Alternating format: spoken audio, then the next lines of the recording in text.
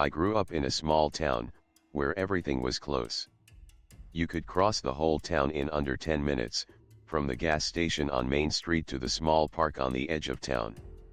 Life was simple there, quiet. You could walk down the street and wave at the same people every day, and they would always wave back. People were predictable, like the roads, like the routines. I knew where everything was, and nothing ever felt out of place. But that all changed when I moved to Houston. Houston was a different world. The city sprawled in every direction, its streets winding and intertwining like a never-ending maze. Each turn led to something new, something unfamiliar. I quickly learned that you couldn't just drive through the city like I had back home. The roads were vast, sometimes overwhelming. The further you drove, the more the city seemed to stretch, and the more isolated you felt. Houston felt like it was alive, always shifting, always changing. You never knew what would come next. It was one of those sticky summer nights when the air was thick with humidity, the kind that clung to your skin and made you feel like you were always a step behind the heat. Danica, my friend who had lived here longer than I had, invited me to go out. She was always full of energy, always pushing me to step outside of my comfort zone, to experience the city in ways I never would have on my own. She suggested we go to a bar in the outskirts of the city. I wasn't sure, but she promised it would be fun, and she knew a shortcut to get there. "It'll be quicker if we take the back roads," she said. "Trust me." I didn't want to seem hesitant, but I wasn't fond of the idea. Back roads at night, in a city this size, seemed like a bad combination. But she had a way of convincing me, and after some cajoling, I agreed. We turned off the main highway and onto a side street. The city lights quickly disappeared behind us, and soon, we were surrounded by darkness. The road was narrow, and the trees on either side seemed to stretch upward, their branches twisting and reaching like long fingers clawing at the sky. The further we drove, the more isolated it felt, as though we were leaving the city behind entirely. There were no streetlights, no signs of life. It was just the two of us, the engine humming, the faint sound of tires against the asphalt, and the endless black ahead. "This is a shortcut?" I asked, trying to sound light-hearted, though my voice was edged with unease. Danica laughed, her voice carefree. "Yeah, trust me, we'll save time." But the further we went, the more I began to doubt. The road was bumpy, uneven, and I had the strange feeling that we were heading into a place that no one ever went. There was something unsettling about it, the silence, the sense of isolation, the way the shadows seemed to press in from all sides. It was as though the road itself was pulling us deeper into some kind of void. And then we saw it. Up ahead, in the middle of the road, was a black SUV. It was parked, but there was no one inside. My first thought was that it was just a car pulled over for some reason, maybe someone had run out of gas or was having car trouble. But as we got closer, I felt a shift in the air, a thickening of the silence, and my stomach churned. The SUV sat perfectly still, not a sound in the air except for the low hum of our engine. "Is it broken down?" I asked, though I wasn't sure I wanted to know the answer. "I don't know," Danica replied, her voice softer now, a hint of wariness creeping in. "Let's just drive around it." I slowed the car, but something about it felt off. As I pulled up beside the SUV, I noticed that the windows were all dark. No reflection. No movement. It was as if the car had been abandoned, or worse, as if it had never been meant to be there in the first place. But before I could move past it, the engine of the SUV roared to life, startling both of us. My hands gripped the steering wheel, my heart pounding in my chest as the headlights flickered on, blinding me for a moment. For a split second, I thought I saw movement inside, but the windows were too tinted to make anything out clearly. "Shit," Danica gasped, her hand gripping the armrest between us. I didn't have time to think. The SUV moved, pulling directly in front of us, blocking the road completely. I slammed on the brakes, the tires screeching in protest as I jerked the car to a stop, just inches from the black vehicle. We sat there, frozen. The SUV's engine hummed, but it didn't move. It was as if we were waiting for something to happen. The air felt thick, oppressive, as if the world itself had stopped, holding its breath. "Should we stop?" Danica asked, her voice shaky now. I shook my head immediately, my pulse racing. "No. Don't stop. Just drive." But something about the way the SUV was positioned, the way it blocked our path, made me feel like there was nowhere to go. I knew, deep down, that we couldn't just turn around and drive away. Not with that thing sitting there, not with the way the night seemed to have closed in around us. I shifted the car into reverse, my foot pressing down on the gas. But the SUV, which had been motionless for so long, suddenly moved forward. It wasn't a fast movement, but it was deliberate, as if it was taunting us, trapping us in place. My heart skipped a beat as I threw the car into reverse again, harder this time, the tires spinning on the gravel as I tried to back up. The road was too narrow, the trees too close. There was nowhere to go, no escape. The SUV wasn't letting us leave. "Don't stop! Don't stop!" Danica screamed. I slammed the car into reverse, but the SUV was still coming. It was closing in, the dark silhouette growing larger in my rear-view mirror. Panic gripped me as I looked for any sign of escape. And then, just when I thought I couldn't take it anymore, I saw something ahead, a small clearing where the road forked. It was our only chance. I shoved the car forward, swerving sharply, my knuckles white on the wheel. We shot down the fork, my breath shallow and ragged, my heart pounding in my chest. The sound of the SUV's engine was getting louder. I didn't know if it was behind us, or if it was just my imagination, but I could feel the weight of it closing in on us, chasing us down. And then, as if in a dream, a flash of light passed by us, and a motorcycle roared down the road. A group of bikers, speeding past us like shadows in the night. One of them, a girl on the back, raised her arm and pointed at something in the dark. My eyes followed her gesture, and there, hidden in the blackness, I saw it, a small, dark shape. "A gun!" I gasped. "Did you see that?" Danica's face was pale, her eyes wide with fear. She didn't answer. We didn't say another word. We just kept driving, pushing forward until we reached the nearest town, where we pulled into a 24-hour diner. It was the only place that felt safe. The world outside felt like it had turned into a nightmare. We called the police, but the terror that gripped us didn't let go. What had we stumbled upon? And why had the bikers been there, pointing at something in the darkness? I couldn't shake the feeling that we had narrowly escaped something far worse than we could understand. Danica later found a thread on an online forum, a local group discussing strange incidents in the area. One post mentioned a gang that used roads like the one we had traveled to test new recruits. Test them in ways that left you questioning everything you thought you knew about the world. From that night on, I couldn't bring myself to drive down those empty roads again. The darkness out there wasn't just the absence of light, it was something else, something far more sinister.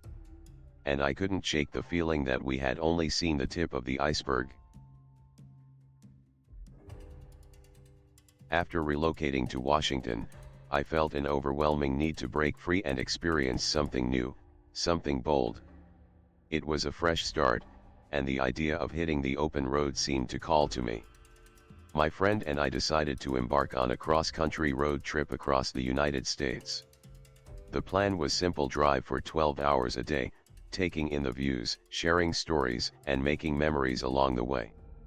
We were both excited. After all, what could possibly go wrong on a trip like this? We mapped out a route that took us through various small towns, vast stretches of wilderness, and miles upon miles of open highway. I couldn't help but picture it, Two friends in a car, cruising along, laughing at jokes and enjoying the freedom of the road. Nothing could ruin the sense of adventure that bubbled between us. But, of course, life has a way of throwing curveballs when you least expect it. The second day of our trip, we found ourselves driving through North Dakota. The land seemed endless, just miles of flat plains in every direction. We pulled into a small gas station in a town that barely appeared on the map, a place so quiet it felt like it didn't belong in the world anymore. It was the kind of place you pass through without even realizing it. As I pulled up to the pump, I glanced around at the small, almost decaying station. The paint was peeling off the walls of the building, and the air had that dry, dusty feeling that clung to your skin. It was around noon, but the sun hung low in the sky, casting everything in an eerie light. I went inside the convenience store to grab some snacks, but the moment I stepped out, I noticed something that made my stomach tighten. By the pumps, near the entrance to the station, sat a car. A black sedan. It was parked at an odd angle, facing the gas pumps, but it didn't seem like anyone was around. I could make out a figure sitting in the driver's seat. A man, smoking a cigarette, just watching me. At first, I thought it was just a coincidence. Maybe he was waiting for someone, or maybe he was just passing through. But there was something about the way he stared at me. Cold. Calculating. His eyes didn't move from me as I went about my business. He didn't even look away when I turned back to look at him. It wasn't overtly threatening, but it unsettled me in a way I couldn't quite place. I quickly paid for the gas, but I couldn't shake the feeling that he was still watching me, even as we pulled away from the station. My friend didn't seem to notice anything unusual. She was busy fiddling with the radio, chatting about something silly, but my eyes kept glancing at the rearview mirror. The black sedan was still there. Still parked. Still staring. We drove on, heading further down the winding highway that stretched across the vast, empty plains. The landscape around us was barren, with only the occasional farmhouse or small stand of trees. My mind kept wandering back to that man in the car. "Did you see that guy at the gas station?" I asked my friend, trying to keep my tone casual. "What guy?" she replied, still absorbed in adjusting the radio. I didn't respond immediately, unsure of what to say. The man hadn't done anything. He hadn't spoken. But there was an air of something dark about him. Something that gnawed at the edges of my mind. But I shrugged it off. Maybe I was overreacting. Maybe it was just my nerves acting up. We drove on for several hours without incident. The sound of the tires on the pavement became a steady, rhythmic lull in the background, and I allowed my mind to wander. The landscape stretched out before us, an endless sea of fields and sky. But then, just as I was starting to relax, I noticed something in the rearview mirror. A car. A black sedan. The same car. At first, I thought it was just a coincidence. Maybe it was just another car passing by. But as I watched it, my unease returned. The car was driving at the same speed as us, maintaining a distance that was too consistent. Not too far behind, but never getting closer. Almost like it was waiting for the right moment. I tried to shake off the growing panic. Maybe it was nothing. After all, we were on the road, and it wasn't uncommon for cars to be on the same route, especially on long stretches of highway like this. But I couldn't help myself. I kept glancing at the rearview mirror, watching the black sedan follow us. Always behind, never passing us, never slowing down. It was like we were being stalked. The tension built as the minutes passed. It wasn't just a car behind us, it felt like there was something more to it. The car never overtook us, never tried to get ahead. It simply followed, keeping that same eerie distance between us. As we continued down the highway, I tried to ignore it, but the unsettling feeling only grew. We reached a fork in the road, an intersection where the main highway split into two smaller, less traveled routes. My heart raced as we approached. The black sedan was still behind us, and it seemed to follow us no matter which direction we took. It was as if the car was determined to stay close, watching our every move. "Should we take the left, or the right?" my friend asked, her voice breaking through my anxious thoughts. "Left," I said, my voice tight. The car followed suit, turning left behind us without hesitation. My pulse quickened. What was going on?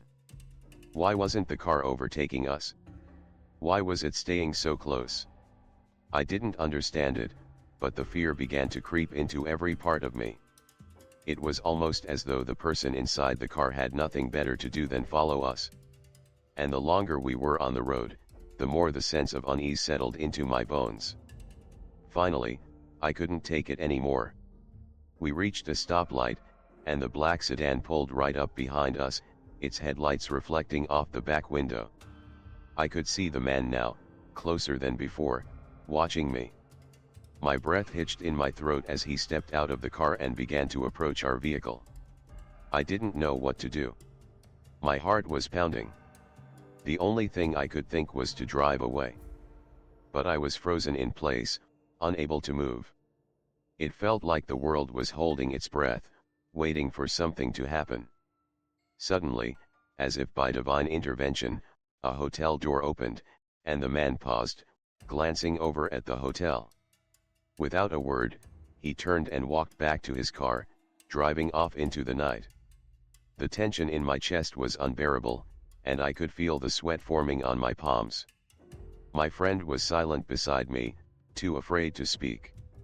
We checked into the hotel, still shaken by the events that had just unfolded. We reported the incident to the hotel staff, but nothing came of it. There were no authorities involved, no questions asked. It was like it never happened. But for me, it wasn't over. That lingering sense of being watched stayed with me, gnawing at the edges of my mind, keeping me on edge. From that moment on, I made sure my phone was always on, always open, always alert. It felt like someone was always behind me, always watching. And though the road was still long and beautiful, every mile felt heavier than the last. The road is a place of freedom, a place where anything can happen. But that freedom comes with its own price. We are always vulnerable when we are alone, especially on the open road. I learned that you can never be too cautious. Your intuition is your best weapon when things start to feel off. And when you feel that something is wrong, it's better to trust your instincts and get out of there before it's too late. The trip continued, but I never let my guard down again. The memory of the man in the black sedan would stay with me forever, a reminder that there are things out there, things you can't always see or explain, that follow you even when you think you're safe.